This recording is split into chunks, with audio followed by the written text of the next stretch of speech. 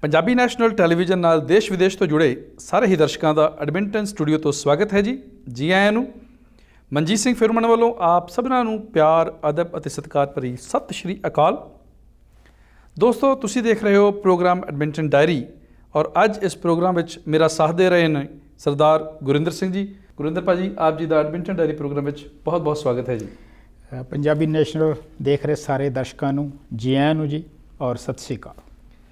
ਭਾਜੀ, ਆਪਾਂ ਨਿੱਤ ਥੋੜ੍ਹਾ ਜਿਹਾ ਅਸੀਂ ਧਿਆਨ ਰੱਖਦੇ ਹਾਂ, ਨਜ਼ਰ ਰੱਖਦੇ ਹਾਂ ਕਿ ਜਿਹੜੇ ਅਲਬਰਟਾ ਦੇ ਵਿੱਚ ਕੋਵਿਡ ਦੇ ਕੇਸਿਸ ਨੇ ਹਾਂਜੀ, ਉਹ ਕਿਸ ਰੁਖ ਨੂੰ ਜਾ ਰਹੇ ਨੇ।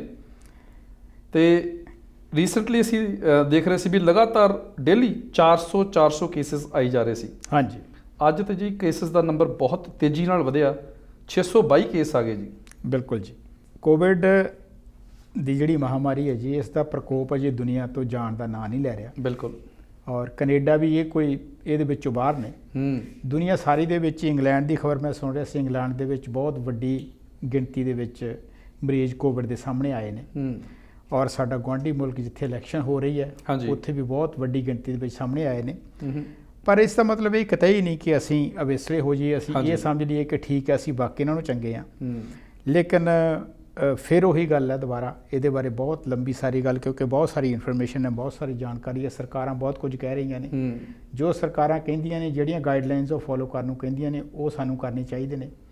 ਆਪਣੀ ਕੁਝ ਜਿਹੜੀਆਂ ਮੀਟਿੰਗਸ ਨੇ ਜਾਂ ਕੁਝ ਜਿਹੜੀਆਂ ਇਕੱਤਰਤਾਵਾਂ ਨੇ, ਉਹ ਜ਼ਰੂਰੀ ਨੇ। ਹਾਂਜੀ। ਲੇਕਿਨ ਜਿਹੜੀਆਂ ਅਵੋਇਡ ਕੀਤੀਆਂ ਜਾ ਸਕਦੀਆਂ ਨੇ ਜਾਂ ਜਿਨ੍ਹਾਂ ਨੂੰ ਘੱਟ ਕੀਤਾ ਜਾ ਸਕਦਾ ਹੈ, ਉਹਨਾਂ ਨੂੰ ਘੱਟ ਕਰੀਏ। ਅਤੇ ਇਸ ਮਹਾਂਮਾਰੀ ਤੋਂ ਮੇਰਾ ਖਿਆਲ ਨਿਜਾਤ ਪਾਉਣ ਦਾ ਇਹੀ ਇੱਕ ਜ਼ਰੀਆ ਹੈ। ਦੂਸਰੀ ਗੱਲ ਹੈ ਵੈਕਸੀਨ ਦੀ। ਵੈਕਸੀਨ ਦੇ ਲਈ ਜਿਹੜੇ ਸਾਡੇ ਸਾਇੰਸਦਾਨ ਨੇ, ਜਿਹੜੇ ਸਾਡੇ ਰਿਸਰਚ ਦੇ ਲੋਕ ਨੇ, ਉਹ ਜਦੋਜਹਿਦ ਕਰ ਰਹੇ ਨੇ, ਦਿਨ ਰਾਤ ਲੱਗੇ ਨੇ ਜੀ। ਅਤੇ ਮੇਰਾ ਖਿਆਲ ਹੈ ਕਿ ਉਹਨਾਂ ਦੀ ਮਿਹਨਤ ਜਿਹੜੀ ਹੈ ਉਹ ਜ਼ਰੂਰ ਰੰਗ ਲਿਆਊਗੀ, ਉਹਨੂੰ ਫਲ ਲੱਗੇਗਾ ਜੀ, ਉਹ ਰੰਗ ਲਿਆਵੇਗੀ। ਬਿਲਕੁਲ ਦੋਸਤੋ, ਐਕਚੁਅਲੀ ਇਸ ਪ੍ਰੋਗਰਾਮ ਦੀ ਜਿਹੜੀ ਸ਼ੁਰੂਆਤ ਆ, ਅਸੀਂ ਇਸ ਖਬਰ ਦੇ ਨਾਲ ਇਸ ਕਰਕੇ ਕਰ ਰਹੇ ਹਾਂ ਕਿ ਅਸੀਂ ਤੁਹਾਨੂੰ ਜਾਗਰੂਕ ਕਰ ਸਕੀਏ, ਤੁਹਾਨੂੰ ਸਤਰਕ ਕਰ ਸਕੀਏ, ਤਾਂ ਕਿ ਤੁਸੀਂ ਆਪਣੀ ਅਤੇ ਆਪਣਿਆਂ ਦੀ ਜਿਹੜੀ ਸੰਭਾਲ ਆ ਉਹ ਹੋਰ ਬਿਹਤਰ ਤਰੀਕੇ ਨਾਲ ਕਰ ਸਕੋ। ਬਿਲਕੁਲ ਜੀ। ਭਾਜੀ, ਗੱਲ ਨੂੰ ਆਪਾਂ ਅੱਗੇ ਤੋਰੀਏ। ਹਾਂਜੀ। ਜਿਹੜੀ ਆਪਣੀ ਲਾਸਟ ਗੱਲਬਾਤ ਸੀਗੀ, ਉਹਦੇ ਵਿੱਚ ਅਸੀਂ ਅਮਰੀਕਾ ਦੇ ਇਲੈਕਸ਼ਨ ਦੀ ਗੱਲ ਕੀਤੀ ਸੀ। ਠੀਕ ਹੈ ਜੀ। ਇਸ ਵਾਰੀ ਆਪਣਾ ਇੱਕ ਬੜਾ ਅਹਿਮ ਸੂਬਾ ਵਾ ਬ੍ਰਿਟਿਸ਼ ਕੋਲੰਬੀਆ। ਹਾਂਜੀ। ਕੈਨੇਡਾ ਦਾ, ਅਲਬਰਟਾ ਦਾ ਗੁਆਂਢੀ ਸੂਬਾ। ਬਿਲਕੁਲ, ਗੁਆਂਢੀ ਸੂਬਾ ਜੀ। ਹਾਂਜੀ। ਉੱਥੇ ਰੀਸੈਂਟਲੀ ਇਲੈਕਸ਼ਨ ਹੋ ਕੇ ਹਟੇ ਨੇ। ਠੀਕ ਹੈ ਜੀ। ਔਰ ਜੇਕਰ ਇਲੈਕਸ਼ਨਸ ਦੇਖੇ ਜਾਣ, ਸਲੈਪ ਇਲੈਕਸ਼ਨ ਸੀਗੇ ਜੀ। ਹਾਂਜੀ। ਔਰ ਸਨੈਪ ਇਲੈਕਸ਼ਨ ਦਾ ਮਤਲਬ ਆ ਕਿ ਮਿਡ ਟਰਮ ਇਲੈਕਸ਼ਨ ਹੋ ਗਏ ਆ, ਕਿ ਨਿਰਧਾਰਿਤ ਅਜੇ ਸਾਲ ਇੱਕ ਹੋਰ ਪਿਆ ਸੀਗਾ ਇਲੈਕਸ਼ਨ ਹੋਣ ਨੂੰ ਜੀ। ਅਰਲੀ ਇਲੈਕਸ਼ਨ ਹੋ ਗਏ। ਹਾਂਜੀ। ਇਹਦੇ ਜਿਹੜੇ ਨਤੀਜੇ ਸੀਗੇ ਜੀ, ਉਹ ਬੜੇ ਹੀ NDP ਪਾਰਟੀ ਦੇ ਹੱਕ ਦੇ ਵਿੱਚ ਭੁਗਤੇ। ਬਿਲਕੁਲ ਜੀ। ਵੈਸੇ ਤਾਂ ਬਹੁਤ ਸਾਰੇ ਸਿਆਸੀ ਮਾਹਰ ਜਿਹੜੇ ਨੇ, ਉਹਨਾਂ ਨੂੰ ਪਹਿਲਾਂ ਇਸ ਤਰ੍ਹਾਂ ਲੱਗਿਆ ਸੀ ਕਿ ਕਿਉਂਕਿ ਇੱਕ ਤਾਂ ਮਹਾਮਾਰੀ ਦਾ ਦੌਰ, ਜਿਵੇਂ ਅਸੀਂ ਗੱਲ ਕੀਤੀ, ਚੱਲ ਰਿਹਾ ਹੈ। ਹਾਂਜੀ। ਕਿ ਅਜਿਹੇ ਦੌਰ ਦੇ ਵਿੱਚ ਇਲੈਕਸ਼ਨ ਕਾਲ ਕਰਨੀ ਇੱਕ ਪਾਰਟੀ ਲਈ ਕਈ ਵਾਰੀ ਇਸ ਦਾ ਅਸਰ ਉਲਟਾ ਹੋ ਸਕਦਾ। ਆਮ ਜਿਹੜੇ ਲੋਕ ਨੇ ਉਹ ਮਹਿਸੂਸ ਕਰ ਸਕਦੇ ਨੇ ਕਿ ਇਹਨਾਂ ਨੂੰ ਕੀ ਜਲਦੀ ਹੈ, ਸਰਕਾਰ ਚੱਲ ਰਹੀ ਸੀ। ਲੇਕਿਨ ਸ਼ਾਇਦ ਹੁਣ ਕਿਉਂਕਿ ਨਤੀਜੇ ਸਾਹਮਣੇ ਨੇ, ਜਿਵੇਂ ਤੁਸੀਂ ਦੱਸਿਆ। ਹਾਂਜੀ। ਔਰ ਜੋ ਉਹਦੇ ਵਿੱਚ NDP ਜਿਸ ਤਰ੍ਹਾਂ ਉੱਭਰ ਕੇ ਸਾਹਮਣੇ ਆਈ ਹੈ, ਉਸ ਤੋਂ ਹੁਣ ਮਾਹਰ ਬਹੁਤ ਇਹ ਕਹਿ ਰਹੇ ਨੇ ਕਿ ਉਹਨਾਂ ਦਾ ਜਿਹੜਾ ਰਿਸਕ ਸੀ, ਕਿਉਂਕਿ NDP ਦੀ ਜਿਹੜੀ ਕਾਰਗੁਜ਼ਾਰੀ ਸੀ ਇਸ ਮਹਾਮਾਰੀ ਨੂੰ ਮੱਦੇਨਜ਼ਰ ਰੱਖਦੇ ਹੋਏ, ਉਹ ਬਹੁਤ ਵਧੀਆ ਰਹੀ ਹੈ। ਠੀਕ ਹੈ ਜੀ। ਬ੍ਰਿਟਿਸ਼ ਕੋਲੰਬੀਆ ਦੀ ਜਿਹੜੀ ਸਰਕਾਰ ਹੈ, ਉਸਨੇ ਇਸ ਮਹਾਮਾਰੀ ਨੂੰ ਮੇਰਾ ਖਿਆਲ ਸ਼ਾਇਦ ਸਾਰੇ ਕੈਨੇਡਾ ਦੇ ਸਾਰੇ ਸੂਬਿਆਂ ਦੇ ਮੁਕਾਬਲੇ ਸਭ ਤੋਂ ਵਧੀਆ ਜਿਹੜਾ ਤਰੀਕਾ ਉਹਦੇ ਨਾਲ ਹੈਂਡਲ ਕੀਤਾ। ਬਿਲਕੁਲ। ਅਤੇ ਮੈਨੂੰ ਲੱਗਦਾ ਹੈ ਕਿ ਇਸ ਚੀਜ਼ ਦਾ ਉਹਨਾਂ ਨੂੰ ਜਿਹੜਾ ਇਨਾਮ ਲੋਕਾਂ ਵੱਲੋਂ ਮਿਲਿਆ, ਲੋਕਾਂ ਨੇ ਉਹਨਾਂ 'ਤੇ ਭਰੋਸਾ ਰੱਖਿਆ। ਸੋ ਬਿਲਕੁਲ ਜੀ, ਇਹ ਇੱਕ ਬੜੀ ਅਹਿਮ ਗੱਲ ਹੈ। ਕਿਉਂਕਿ ਉੱਥੋਂ ਦੀ ਜਿਹੜੀ ਜਨਸੰਖਿਆ ਦੀ ਗੱਲ ਕਰੀਏ ਤਾਂ ਉਹ ਵੀ ਅਲਬਰਟਾ ਦੇ ਨਾਲੋਂ ਬਹੁਤ ਜ਼ਿਆਦਾ ਆ। ਬਿਲਕੁਲ ਜੀ। ਔਰ ਇੰਨੀ ਵੱਡੀ ਜਨਸੰਖਿਆ ਨੂੰ ਕੰਟਰੋਲ ਕਰਨਾ, ਔਰ ਆਈ ਬਿਲੀਵ ਕਿ ਉੱਥੇ ਇੰਟਰਨੈਸ਼ਨਲ ਔਰ ਨੈਸ਼ਨਲ ਆਵਾਜਾਈ ਵੀ ਬਹੁਤ ਹੁੰਦੀ ਹੈ ਜੀ। ਬਿਲਕੁਲ ਜੀ। ਇਹ ਹੋ ਸਕਦਾ ਹੈ ਕਿ ਇਸ ਮਹਾਮਾਰੀ ਕਰਕੇ ਥੋੜ੍ਹੇ ਘੱਟ ਲੋਕ ਹੋਣ, ਕਿਉਂਕਿ ਬੜਾ ਖੂਬਸੂਰਤ ਜਿਹੜਾ British Columbia, beautiful British Columbia, ਇਸੇ ਕਰਕੇ ਉਹਨੂੰ ਕਿਹਾ ਜਾਂਦਾ ਹੈ ਕਿ ਦੁਨੀਆ ਭਰ ਤੋਂ ਟੂਰਿਸਟ ਉੱਥੇ ਆਉਂਦੇ ਨੇ। ਆਪਣੇ ਗੁਆਂਢ ਅਮਰੀਕਾ ਤੋਂ ਬਹੁਤ ਆਉਂਦੇ ਨੇ। ਔਰ ਉਸ ਨੂੰ ਮੱਦੇਨਜ਼ਰ ਰੱਖਦੇ ਹੋਏ ਉਹਨਾਂ ਨੇ ਇੱਕ ਬਹੁਤ ਵਧੀਆ ਪ੍ਰਬੰਧ ਕਰਕੇ ਤੇ ਇਲੈਕਸ਼ਨ ਜਿਹੜੀ ਕੰਡਕਟ ਕਰਨਾ ਹੀ ਇਸ ਸਮੇਂ ਦੇ ਵਿੱਚ ਮੈਂ ਸਮਝਦਾ ਕਿ ਵੱਡੀ ਗੱਲ ਸੀ। ਔਰ ਇਹ ਸਾਰਾ ਕੁਝ ਜਿਹੜਾ ਹੈ NDP ਦੇ ਫੇਵਰ ਦੇ ਵਿੱਚ ਗਿਆ। ਇਹ ਆਉਣ ਵਾਲਾ ਸਮਾਂ ਦੱਸੇਗਾ ਕਿ ਇਹਦੇ ਜਿਹੜਾ ਇਹ ਪ੍ਰੋਵਿੰਸ ਹੈ ਜਾਂ ਸਾਡਾ ਪ੍ਰੋਵਿੰਸ ਅਲਬਰਟਾ ਹੈ ਉਸ ਦੇ ਨਾਲ ਇਹਦੇ ਕੀ ਰੈਪਰਕੈਸ਼ਨ ਨੇ, ਕੀ ਫਰਕ ਪਏਗਾ। ਕਿਉਂਕਿ ਜਿਹੜੀ ਪਿਛਲੀ ਇਸ ਦੇ ਵਿੱਚ ਇਲੈਕਸ਼ਨ ਹੋਈ ਹੈ ਉਹਦੇ ਵਿੱਚ ਪਾਈਪਲਾਈਨ ਦਾ ਮੁੱਦਾ ਇੱਕ ਬਹੁਤ ਭਖਵਾਂ ਮੁੱਦਾ ਸੀ। ਬਿਲਕੁਲ। ਇਸ ਵਾਰ ਜਿਹੜੇ BC ਦੇ ਪ੍ਰੀਮੀਅਰ ਜਿਹੜੇ ਪਹਿਲਾਂ ਸਿਟਿੰਗ ਸਨ ਹੁਣ ਦੁਬਾਰਾ ਬਣ ਗਏ ਨੇ, ਉਹਨਾਂ ਨੇ ਇਸ ਮੁੱਦੇ ਨੂੰ ਬਹੁਤਾ ਚੁੱਕਿਆ ਨਹੀਂ। ਇਹ ਲੱਗਦਾ ਹੈ ਕਿ ਸ਼ਾਇਦ ਉਹਨਾਂ ਨੇ ਇਹ ਮੰਨ ਲਿਆ ਹੈ ਕਿ ਪਾਈਪਲਾਈਨ ਬਣਨੀ ਹੈ, ਜਿਹੜੀ ਕਿ ਚੰਗੀ ਗੱਲ ਹੈ।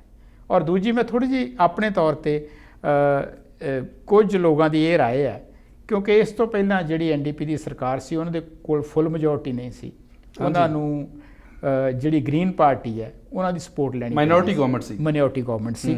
ਔਰ ਹੁਣ ਉਹਨਾਂ ਦੇ ਕੋਲ ਕਿਉਂਕਿ ਮੈਜੋਰਟੀ ਗਵਰਨਮੈਂਟ ਹੈ, ਉਹ ਆਪਣੇ ਫੈਸਲੇ ਲੈ ਸਕਦੇ ਨੇ।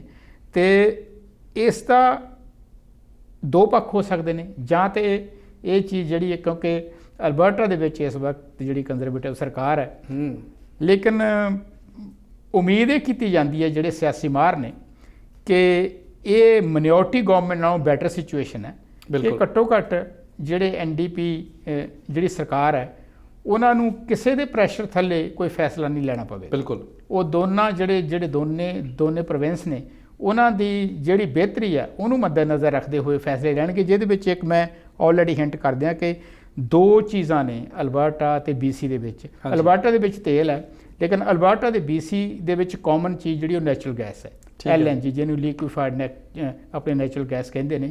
ਸੋ ਉਹਨਾਂ ਦੋਨਾਂ ਦੇ ਵਿੱਚ ਇਨਵੈਸਟਮੈਂਟ 'ਤੇ ਇਹ ਗੱਲ ਮੰਨੀ ਜਾਂਦੀ ਹੈ ਕਿ ਜੇਸਨ ਕੈਨੀ ਦੀ ਅਤੇ BC ਦੇ ਪ੍ਰੀਮੀਅਰ ਦੀ ਉਹਨਾਂ ਦੀ ਕਾਫੀ ਚੰਗੀ ਜਿਹੜੀ ਹੈ ਆਪਸੀ ਤਾਲਮੇਲ ਹੈ। ਸੋ ਹੋ ਸਕਦਾ ਹੈ ਕਿ ਅਲਬਰਟਾ ਲਈ ਇਹ ਜਿਹੜੀ ਮੈਜੋਰਟੀ ਗਵਰਨਮੈਂਟ ਹੈ NDP ਦੀ, ਇਹ ਇੱਕ ਚੰਗੀ ਖਬਰ ਹੀ ਹੋਵੇ। ਕੀ ਬਾਤ ਹੈ। ਵਾਕਈ ਭਾਜੀ ਜਿਹੜੀ BC ਦੀ ਪਾਪੂਲੇਸ਼ਨ ਸੀਗੇ, ਹਾਂਜੀ, ਉਹਨਾਂ ਨੇ NDP ਨੂੰ ਸਪਸ਼ਟ ਬਹੁਮਤ ਦਿੱਤਾ ਵਾ। ਬਿਲਕੁਲ ਜੀ। ਔਰ ਬਹੁਤ ਵਧੀਆ ਇੱਕ ਡੈਮੋਕ੍ਰੈਟਿਕ ਸਟੈਪ ਹੈ। ਭਾਜੀ ਇਸ ਇਲੈਕਸ਼ਨ ਦੇ ਨਾਲ ਰਿਲੇਟਡ ਕੁਝ ਫੈਕਟਸ ਨੇ ਮੇਰੇ ਕੋਲ, ਮੈਂ ਦਰਸ਼ਕਾਂ ਨਾਲ ਜ਼ਰੂਰ ਸਾਂਝੇ ਕਰਨਾ ਚਾਹਾਂਗਾ। ਜ਼ਰੂਰ ਜੀ, ਜ਼ਰੂਰ, ਕਿਉਂਕਿ ਪਹਿਲੀ ਵਾਰ ਆਪਣੇ NDP ਨੂੰ BC ਦੇ ਵਿੱਚ ਇੰਨੀ ਵੱਡੀ ਮੈਜੋਰਟੀ। ਬਿਲਕੁਲ ਬਿਲਕੁਲ। ਇਹ ਜੀ ਜਿਹੜੇ ਇਲੈਕਸ਼ਨ ਹੋਏ ਨੇ 42ਵੇਂ ਇਲੈਕਸ਼ਨ ਸੀਗੇ BC ਦੇ।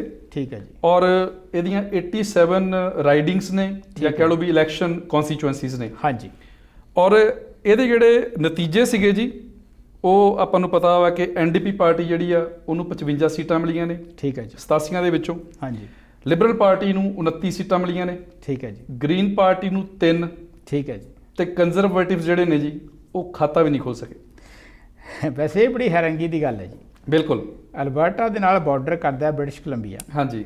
ਔਰ ਜਿਸ ਦਿਨ ਰਿਜ਼ਲਟ ਆ ਰਹੇ ਸੀ ਮੈਂ ਦੇਖ ਰਿਹਾ ਸੀ ਕਿ ਅਲਬਰਟਾ ਦੇ ਨਾਲ ਬਾਰਡਰ ਇੱਕ ਜਿਹੜੀ ਕੰਸਟੀਚੁਐਂਸੀ ਉਹਦੇ ਵਿੱਚ ਥੋੜ੍ਹੇ ਕੁ ਸਮੇਂ ਲਈ ਤਕਰੀਬਨ 15 ਕੁ ਮਿੰਟ ਲਈ ਇੱਕ ਕੰਜ਼ਰਵੇਟਿਵ ਦੇ ਕੈਂਡੀਡੇਟ ਨੇ ਲੀਡ ਕੀਤਾ ਸੀ, ਉਸ ਤੋਂ ਬਾਅਦ ਉਹ ਵੀ ਫਿਰ ਨਹੀਂ ਜਿੱਤ ਸਕੇ। ਬਿਲਕੁਲ। ਸੋ ਇਹ ਵੀ ਵੈਸੇ ਕੈਨੇਡਾ ਦਾ ਜਿਹੜਾ ਡੈਮੋਕ੍ਰੈਟਿਕ ਸੈਟਅਪ ਹੈ, ਇਹਦੀ ਮੈਂ ਤਾਂ ਕਹੂੰਗਾ ਕਿ ਖੂਬਸੂਰਤੀ ਹੈ ਕਿ ਅਲਬਰਟਾ ਜਿਹੜਾ ਟ੍ਰੈਡੀਸ਼ਨਲੀ ਕੰਜ਼ਰਵੇਟਿਵ ਹੈ, ਔਰ ਅਲਬਰਟਾ ਦੇ ਵੈਸਟ ਦੇ ਵਿੱਚ ਜਿਹੜਾ ਬ੍ਰਿਟਿਸ਼ ਕੋਲੰਬੀਆ ਹੈ, ਉੱਥੇ ਕੰਜ਼ਰਵੇਟਿਵ ਜਿਹੜੇ ਨੇ ਉਹ ਉਹਨਾਂ ਦੀ ਦਾਲ ਬਹੁਤੀ ਨਿਕਲਦੀ। ਹਾਂਜੀ ਹਾਂਜੀ।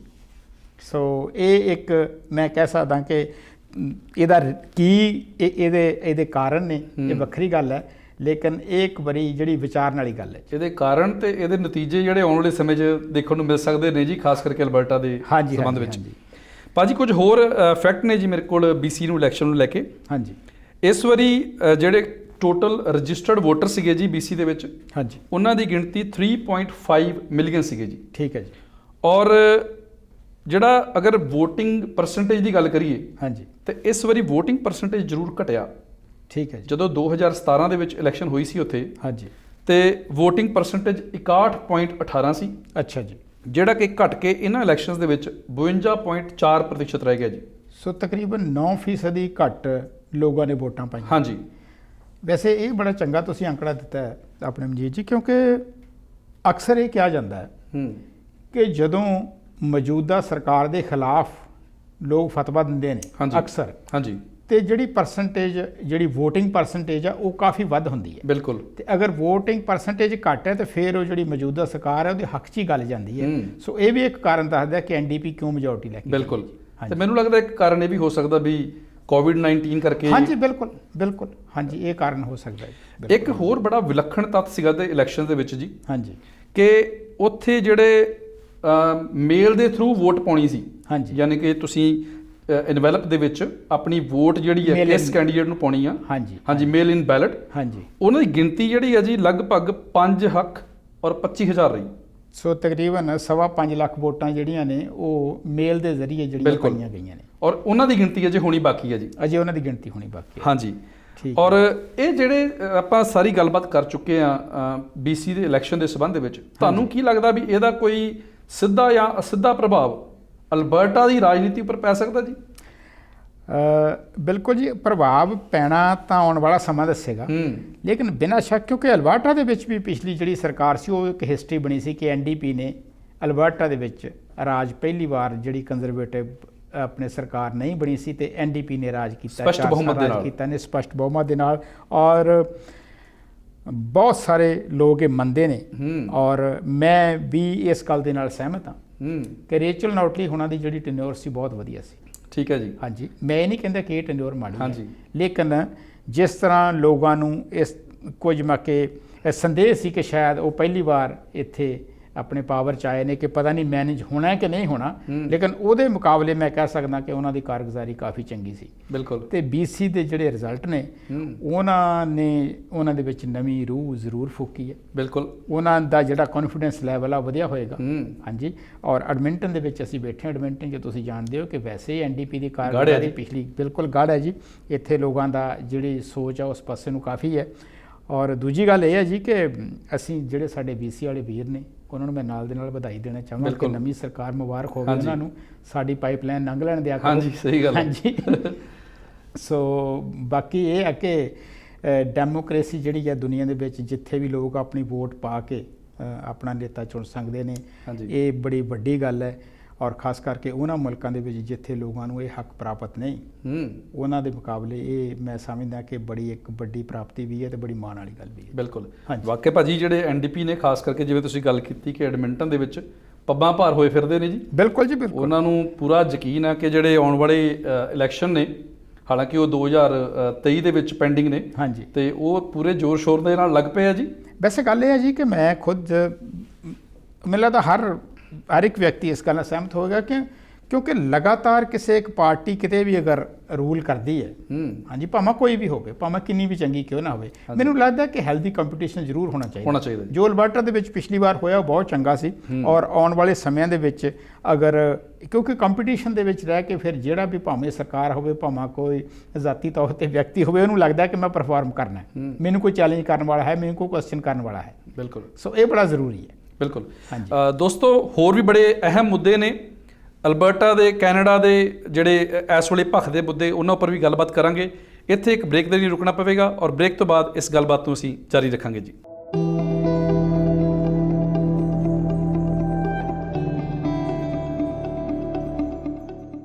ਪ੍ਰੋਗਰਾਮ ਐਡਮਿੰਟਨ ਡਾਇਰੀ ਦੇ ਵਿੱਚ ਬ੍ਰੇਕ ਤੋਂ ਬਾਅਦ ਆਪ ਸਭਨਾਂ ਦਾ ਇੱਕ ਵਾਰ ਫਿਰ ਤੋਂ ਸਵਾਗਤ ਹੈ ਜੀ। ਸਾਡੀ ਗੱਲਬਾਤ ਚੱਲ ਰਹੀ ਸੀ ਸਰਦਾਰ ਗੁਰਿੰਦਰ ਸਿੰਘ ਜੀ ਦੇ ਨਾਲ। ਹਾਂਜੀ, ਸਤਿ ਸ਼੍ਰੀ ਅਕਾਲ ਜੀ। ਸਤਿ ਸ਼੍ਰੀ ਅਕਾਲ ਜੀ। ਭਾਜੀ, ਅਸੀਂ ਆਲਰੇਡੀ BC ਦੇ ਇਲੈਕਸ਼ਨਸ ਦੇ ਬਾਰੇ ਗੱਲ ਕਰ ਚੁੱਕੇ ਹਾਂ। ਹਾਂਜੀ, ਜੌਨ ਹੌਰਗਨ ਜੀ ਨੂੰ ਮੁਬਾਰਕਾਂ ਦੇ ਚੁੱਕੇ ਹਾਂ। ਬਿਲਕੁਲ ਜੀ, ਬਿਲਕੁਲ। ਹੁਣ ਥੋੜੀ ਜਿਹੀ ਗੱਲ ਕਰ ਲਈਏ। ਅੱਜ ਦੀ ਇੱਕ ਅਪਡੇਟ ਆਈ ਆ ਇਮੀਗ੍ਰੇਸ਼ਨ ਡਿਪਾਰਟਮੈਂਟ ਦੀ। ਅੱਛਾ ਜੀ। ਕੈਨੇਡੀਅਨ ਇਮੀਗ੍ਰੇਸ਼ਨ ਮਿਨਿਸਟਰ ਮਾਰਕੋ ਮੈਂਡੀਸਿਨੋ, ਹਾਂਜੀ, ਉਹਨਾਂ ਨੇ ਇੱਕ 3 ਸਾਲਾਂ ਦਾ ਇਮੀਗ੍ਰੇਸ਼ਨ ਪਲਾਨ ਅੱਜ ਡਿਕਲੇਅਰ ਕੀਤਾ ਜੀ। ਅੱਛਾ ਜੀ। ਔਰ ਉਸ ਪਲਾਨ ਦੇ ਤਹਿਤ ਅਗਲੇ 3 ਸਾਲਾਂ ਦੇ ਵਿੱਚ 1.2 ਮਿਲੀਅਨ, ਠੀਕ ਹੈ ਜੀ, ਇਮੀਗ੍ਰੈਂਟਸ ਜਿਹੜੇ ਨੇ ਉਹ ਬੁਲਾਏ ਜਾਣੇ ਜੀ ਕੈਨੇਡਾ 'ਚ। ਵਾਹ ਜੀ, ਵੱਡੀ ਖਬਰ ਆ, ਬਹੁਤ ਵੱਡੀ ਖਬਰ ਆ ਜੀ।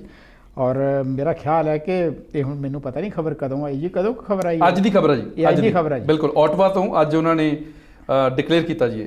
ਮੇਰਾ ਖਿਆਲ ਹੈ ਕਿ ਆਪਣੇ ਪੰਜਾਬ ਦੇ ਵਿੱਚ ਤਾਂ ਜੀ ਸਵੇਰ ਤੇ ਸਾਰੇ ਪੰਜਾਬ 'ਚ ਰੌਲਾ ਪੈ ਜਾਣਾ। ਕੀ ਬਾਤ ਹੈ ਜੀ। ਹਾਂਜੀ, ਉੱਥੇ ਤੇ ਝੋਲੇ ਚੱਕਣੇ ਜੀ ਲੋਕਾਂ ਨੇ, ਤੇ ਗਿਣਤੀ ਦੇ ਨਾਲ ਉਹਨੇ ਕੋਈ ਨਾ ਕੋਈ ਮਲਟੀਪਲਾਇਰ ਵੀ ਲਾ ਦੇਣਾ ਕਿ ਇੰਨੇ ਬੰਦੇ ਕੈਨੇਡਾ ਜਾਣ ਨੂੰ ਤਿਆਰ ਹੋ ਜਾਓ, ਤੁਸੀਂ ਆਪਣੀ ਟੈਚੀ ਟੂਚੀ ਬੰਨ ਲਓ। ਬਿਲਕੁਲ।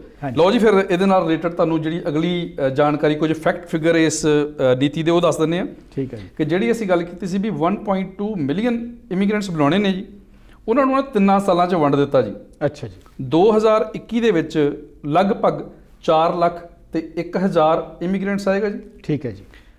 2022 ਦੇ ਵਿੱਚ 4,11,000। ਠੀਕ ਹੈ ਜੀ। ਔਰ 2023 ਦੇ ਵਿੱਚ 4,21,000 ਇਮੀਗ੍ਰੈਂਟਸ ਨੂੰ ਕੈਨੇਡਾ ਬੁਲਾਉਣ ਦਾ ਟਾਰਗੇਟ ਹੈ ਜੀ। ਠੀਕ ਹੈ ਜੀ। ਸੋ ਤਕਰੀਬਨ ਬਰਾਬਰ 4 ਲੱਖ ਇਮੀਗ੍ਰੈਂਟ ਹਰ ਸਾਲ ਆਉਣਗੇ। 10,000 ਉਹਨਾਂ ਨੇ। ਇਹ ਜਿਹੜੀ ਗਿਣਤੀ ਹੈ ਜੀ, ਇਹਦੇ ਵਿੱਚ ਸਟੂਡੈਂਟ ਇਸ ਤੋਂ ਬਾਹਰ ਨੇ ਜੀ?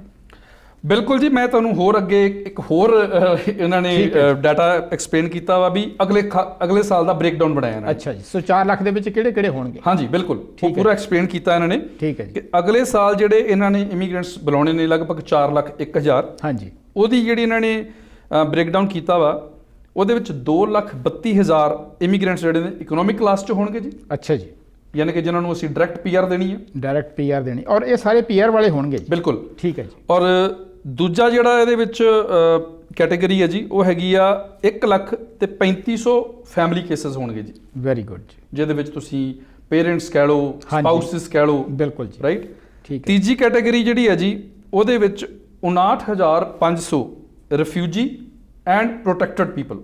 ਅੱਛਾ ਜੀ। ਉਹਨਾਂ ਨੂੰ ਲਾਈਕ ਕੈਨੇਡੀਅਨ ਜਿਹੜੀ ਇਮੀਗ੍ਰੇਸ਼ਨ ਆ ਦੇਣ ਦਾ ਉਹ ਦਿੱਤੀ ਜਾਵੇ ਪਲਾਨ ਆ। ਬਿਲਕੁਲ। ਠੀਕ ਹੈ। ਔਰ ਲਾਸਟ ਕੈਟਾਗਰੀ ਹੈਗੀ ਆ ਜੀ 5500 ਹਿਊਮਨਟੇਰੀਅਨ ਐਂਡ ਕੰਪੈਸ਼ਨੇਟ ਗਰਾਊਂਡ ਦੇ ਉੱਪਰ ਅੱਛਾ ਜੀ, ਇਮੀਗ੍ਰੇਸ਼ਨ ਦੇਣ ਦਾ ਇਹਨਾਂ ਦੀ ਤਜਵੀਜ਼ ਆ। ਠੀਕ ਸੋ ਹੈ। ਇਹ ਇਹਨਾਂ ਨੇ ਇੱਕ ਪੂਰਾ ਡਾਟਾ ਜਿਹੜਾ ਹੈ ਉਹ ਤਿਆਰ ਕੀਤਾ ਹੋਇਆ ਹੈ। ਬਹੁਤ ਬਿਹਤਰ ਹੈ ਜੀ। ਔਰ ਜਿਹੜੀ ਤੁਸੀਂ ਲਾਸਟ ਕੈਟਾਗਰੀ ਦੱਸੀ ਹੈ ਹਿਊਮਨਟੇਰੀਅਨ ਐਂਡ ਆਪਣੇ ਕੰਪੈਸ਼ਨੇਟ ਗਰਾਊਂਡਸ ਤੇ, ਹਾਂਜੀ, ਖਾਸ ਕਰਕੇ ਜਦੋਂ ਦੀ ਲਿਬਰਲ ਸਰਕਾਰ ਆਈ ਹੈ, ਹਾਂਜੀ, ਟਰੂਡੋ ਹੁਣਾਂ ਨੇ ਬਹੁਤ ਸਾਰੇ, ਕਿਉਂਕਿ ਆਪਾਂ ਨੂੰ ਪਤਾ ਹੈ ਕਿ ਆਪਣੇ ਗਲਫ ਕੰਟਰੀ ਦੇ ਵਿੱਚ ਕਿਸ ਤਰ੍ਹਾਂ ਸਮੱਸਿਆਵਾਂ ਰਹੀਆਂ ਨੇ, ਤੇ ਉੱਥੋਂ ਬਹੁਤ ਸਾਰੇ ਲੋਕਾਂ ਨੂੰ ਇਮੀਗ੍ਰੇਸ਼ਨ ਦਿੱਤੀ ਹੈ, ਹੋਰ ਵੀ ਕਈ ਸਾਰੇ ਕੰਟਰੀਆਂ ਨੂੰ ਦਿੱਤੀ ਹੈ। ਬਿਲਕੁਲ। ਕਿਉਂਕਿ ਕੈਨੇਡਾ ਜਿਹੜਾ ਹੈ, ਕੈਨੇਡਾ ਨੂੰ ਇਹਨਾਂ ਕਦਰਾਂ ਕੀਮਤਾਂ ਕਰਕੇ ਜਾਣਿਆ ਜਾਂਦਾ ਹੈ। ਬਿਲਕੁਲ। ਹਾਂਜੀ, ਸੋ ਇਹ ਬਹੁਤ ਜ਼ਰੂਰੀ ਹੈ। ਔਰ ਮੈਂ ਨਿੱਜੀ ਤੌਰ ਤੇ ਤਾਂ ਮੈਂ ਇਹ ਕਹਾਂਗਾ ਕਿ ਕੈਨੇਡਾ ਬਹੁਤ ਵੱਡਾ ਮੁਲਕ ਹੈ, ਓਪਰਚੁਨਿਟੀਜ਼ ਬਹੁਤ ਜ਼ਿਆਦਾ ਨੇ, ਔਰ ਇਮੀਗ੍ਰੇਸ਼ਨ ਇੱਥੇ ਹੋਣੀ ਚਾਹੀਦੀ ਹੈ। ਮੈਂ ਇਹ ਨਹੀਂ ਕਹਿੰਦਾ ਕਿ ਕਿਸੇ ਕੰਟਰੋਲ ਦੇ ਤਹਿਤ ਹੀ ਹੋਣੀ ਚਾਹੀਦੀ ਹੈ, ਲੇਕਿਨ ਅਗਰ ਜਿਵੇਂ ਤੁਸੀਂ ਦੱਸਿਆ ਕਿ ਤਕਰੀਬਨ 1.25 ਲੱਖ ਦੇ ਕਰੀਬ ਜਿਹੜਾ ਹਰ ਸਾਲ ਉਹਨਾਂ ਨੇ ਜਿਹੜੇ ਬਿਜ਼ਨਸ ਐਂਟਰਪ੍ਰੈਨਿਓਰ ਨੇ ਉਹਨਾਂ ਨੂੰ ਵੀਜ਼ੇ ਦਿੱਤੇ ਜਾਣਗੇ। ਬਿਲਕੁਲ। ਸੋ ਇਹ ਉਹ ਬੰਦੇ ਨੇ ਜਿਹੜੇ ਇੱਥੇ ਪੂੰਜੀ ਲੈ ਕੇ ਆਉਣਗੇ, ਬਿਜ਼ਨਸ ਕਰਨਗੇ, ਤੇ ਜਿਹਦੇ ਨਾਲ ਕੈਨੇਡਾ ਦੀ ਇਕਨੋਮੀ ਜਿਹੜੀ ਆ ਉਸ ਨੂੰ ਫਾਇਦਾ ਹੋਵੇਗਾ। ਤੇ ਗੁਜ਼ਾਰਿਸ਼ ਅਸੀਂ ਇਹ ਕਰਦੇ ਹਾਂ ਕਿ ਜਿਹੜੇ ਸੱਚੋ ਕਿ ਖਾਸ ਕਰਕੇ ਅਸੀਂ ਪੰਜਾਬ ਦੀ ਗੱਲ ਕਰਦੇ ਹਾਂ ਜੀ, ਬਹੁਤ ਸਾਰੇ ਸੱਜਣ ਆਉਣਾ ਚਾਹੁੰਦੇ ਨੇ, ਆਉਣਾ ਵੀ ਚਾਹੀਦਾ ਹੈ, ਬਹੁਤ ਵਧੀਆ ਗੱਲ ਹੈ।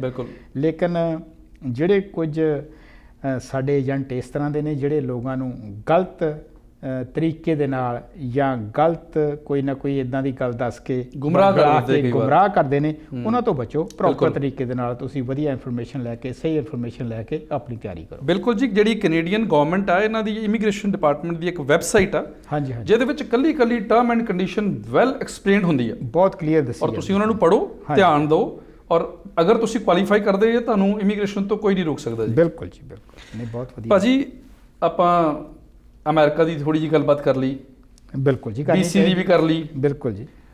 ਹੁਣੇ ਰੀਸੈਂਟਲੀ ਆਪਾਂ ਇਮੀਗ੍ਰੇਸ਼ਨ ਜਿਹੜਾ ਕਿ ਅਹਿਮ ਮੁੱਦਾ ਵਾ, ਖਾਸ ਕਰਕੇ ਇੰਡੀਅਨ ਜਾਂ ਪੰਜਾਬੀ ਕਮਿਊਨਿਟੀ ਲਈ ਕਹਿ ਲਓ। ਹਾਂਜੀ, ਹਾਂਜੀ। ਹੁਣ ਥੋੜੀ ਜਿਹੀ ਗੱਲਬਾਤ ਅਸੀਂ ਕਰੀਏ ਅਲਬਰਟਾ ਬਾਰੇ।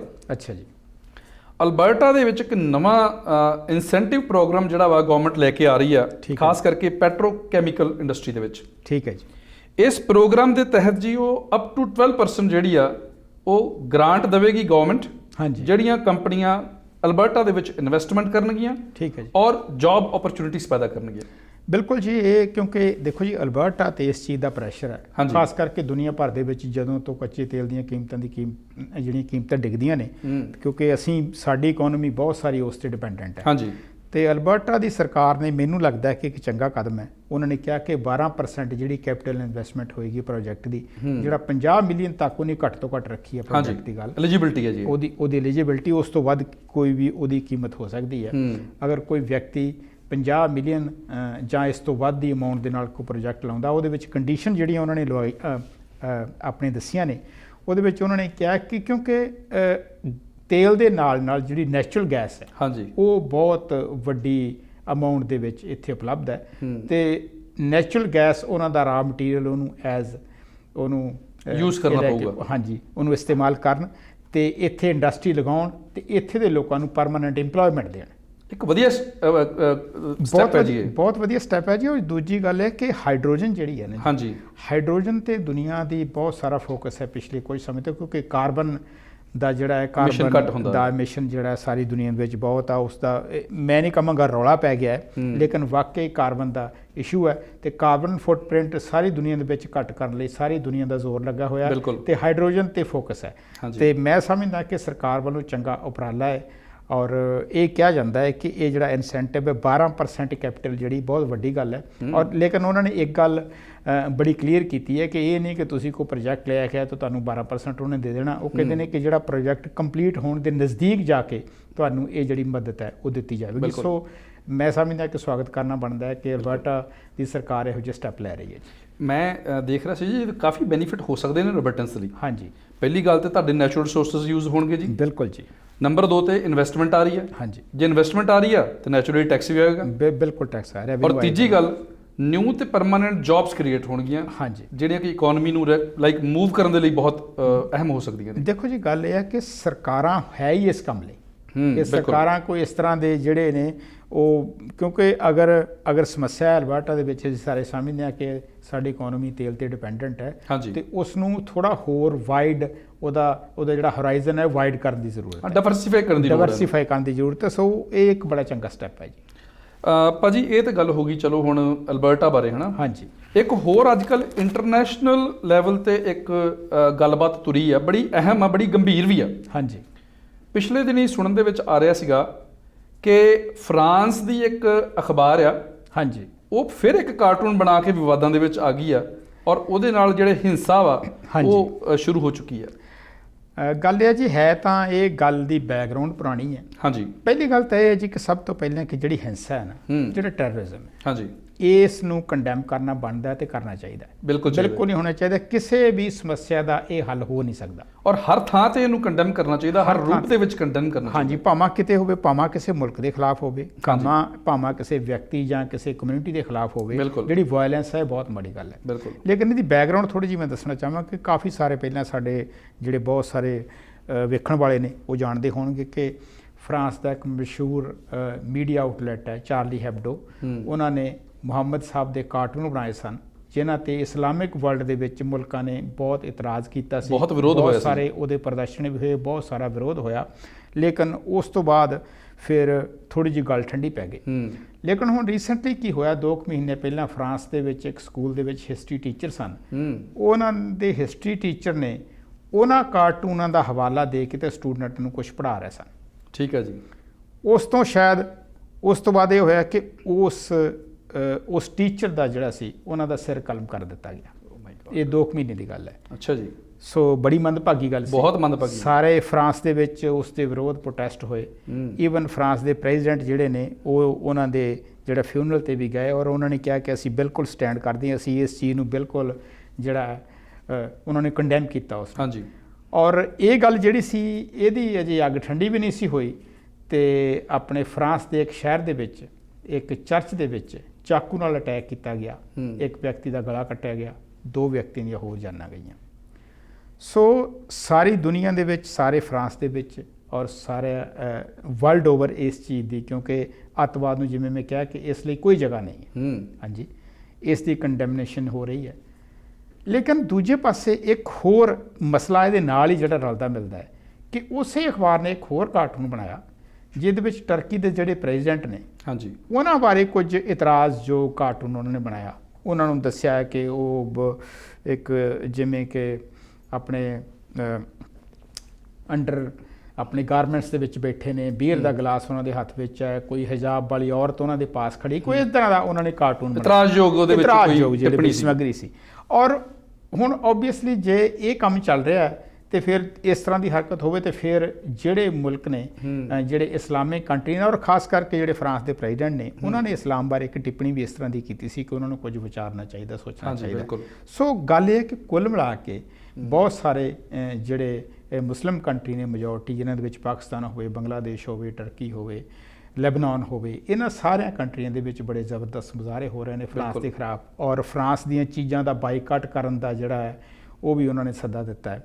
ਲੇਕਿਨ ਕੁੱਲ ਮਿਲਾ ਕੇ ਸਾਰਾ ਕੁਝ ਜਿਹੜਾ ਬੜਾ ਨਿੰਦਣਯੋਗ ਹੈ, ਬਹੁਤ ਨਿੰਦਣਯੋਗ ਹੈ। ਹਾਂਜੀ, ਔਰ ਇਹ ਮੇਰਾ ਖਿਆਲ ਹੈ ਕਿ ਦੁਨੀਆ ਦੇ ਜਿਹੜੇ ਸਮਝਦਾਰ ਲੋਕ ਨੇ ਉਹਨਾਂ ਨੂੰ ਇਹ ਸੋਚਣਾ ਪਵੇਗਾ ਕਿ ਠੀਕ ਹੈ, ਕੋਈ ਵਿਅਕਤੀ ਧਰਮ ਨੂੰ ਮੰਨਦਾ ਹੈ, ਕਿੰਨਾ ਮੰਨਦਾ ਹੈ ਉਹ ਉਹਦੀ ਆਪਣੀ ਗੱਲ ਹੈ, ਲੇਕਿਨ ਧਾਰਮਿਕ ਜਜ਼ਬਾਤ ਜਿਹੜੇ ਨੇ ਉਹਨਾਂ ਨੂੰ ਨਾ ਤਾਂ ਭੜਕਾਉਣ ਦਾ ਜਿਹੜਾ ਉਹ ਕੋਸ਼ਿਸ਼ ਕਰਨੀ ਚਾਹੀਦੀ ਹੈ ਤੇ ਦੂਜੇ ਪਾਸੇ ਜੋ ਵੀ ਹੋਵੇ ਜਿਹੜਾ ਅਮਨ ਕਾਨੂੰਨ ਹੈ ਉਹ ਬਿਲਕੁਲ ਠੀਕ ਰਹਿਣਾ ਚਾਹੀਦਾ ਹੈ, ਜਿਹੜਾ ਟੈਰਰਿਜ਼ਮ ਹੈ, ਜਿਹੜਾ ਅੱਤਵਾਦ ਹੈ, ਉਸ ਲਈ ਕਿਤੇ ਵੀ ਕੋਈ ਥਾਂ ਨਹੀਂ। ਬਿਲਕੁਲ ਜੀ, ਜਿਹੜੀ ਧਾਰਮਿਕ ਕੱਟੜਤਾ ਵਾ ਉਹ ਤੋਂ ਉੱਪਰ ਉੱਠਣ ਦੀ ਲੋੜ ਆ। ਬਿਲਕੁਲ ਧਾਰਮਿਕ ਨਿਰਪੱਖਤਾ ਕਹਿ ਲਓ, ਸਹਿਣਸ਼ੀਲਤਾ, ਬਿਲਕੁਲ ਇਹੀ ਸਮਾਜ ਨੂੰ, ਦੇਸ਼ ਨੂੰ ਅੱਗੇ ਲਿਜਾ ਸਕਦੇ ਨੇ, ਮਾਨਵਤਾ ਨੂੰ ਅੱਗੇ ਲਿਜਾ ਸਕਦੇ ਨੇ। ਬਿਲਕੁਲ ਜੀ, ਬਿਲਕੁਲ। ਔਰ ਹਿੰਸਾ ਦੀ ਕਿਸੇ ਵੀ ਸਮਾਜ ਦੇ ਵਿੱਚ ਕੋਈ ਜਗ੍ਹਾ ਨਹੀਂ ਹੁੰਦੀ।